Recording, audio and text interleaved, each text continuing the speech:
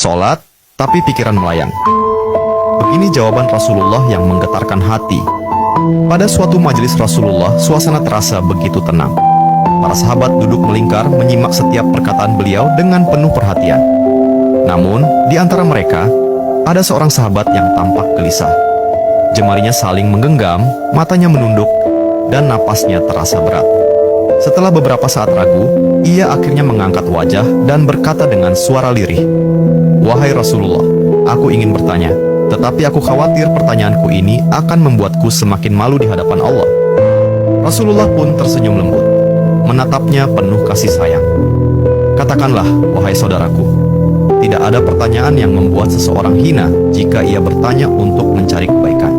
Sahabat itu menarik napas dalam, matanya mulai berkaca-kaca. "Wahai Rasulullah, aku merasa salatku sering tidak khusyuk. Kadang aku mengingat urusan dunia, kadang pikiranku melayang entah kemana. Aku takut salatku tidak diterima oleh Allah. Apakah dengan salat seperti itu, aku tetap mendapatkan pahala?" Suasana majelis seketika menjadi hening. Para sahabat lainnya ikut menunduk, merasakan kegelisahan yang sama. Mereka tahu betapa beratnya pertanyaan itu.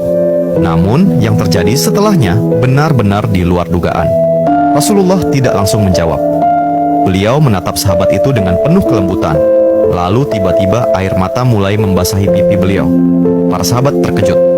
Mereka jarang melihat Rasulullah menangis dalam situasi seperti ini. Dengan suara bergetar, beliau berkata, "Demi zat yang jiwaku berada di tangannya, sungguh setan tidak akan pernah berhenti berusaha mencuri bagian dari salat seorang hamba hingga ia teralihkan. Tetapi ketahuilah, Allah tetap melihat usahamu." Rasulullah menarik napas dalam, lalu melanjutkan, "Wahai saudaraku, jika engkau meninggalkan salat hanya karena takut tidak khusyuk, maka setan akan menang. Tetapi jika engkau tetap berusaha salat meski pikiranmu teralihkan, ketahuilah bahwa setiap kali engkau berusaha kembali kepada Allah dalam salatmu, saat itulah Allah menyambutmu." Mendengar itu, sahabat tersebut tak mampu menahan tangis. Begitu pula para sahabat lainnya. Kemudian Rasulullah melanjutkan dengan penuh kelembutan, "Bayangkan seorang ibu yang melihat anaknya berjalan ke arahnya, tetapi anak itu sering jatuh dan tersandung. Apakah sang ibu akan marah? Tidak. Ia justru akan berlari menghampirinya, mengangkatnya, dan mendekapnya erat. Itulah Allah. Ia lebih penyayang daripada seorang ibu kepada anaknya. Selama engkau terus kembali, Allah akan selalu menerimamu." Air mata mengalir di pipi sahabat itu. Kata-kata Rasulullah begitu menusuk hatinya.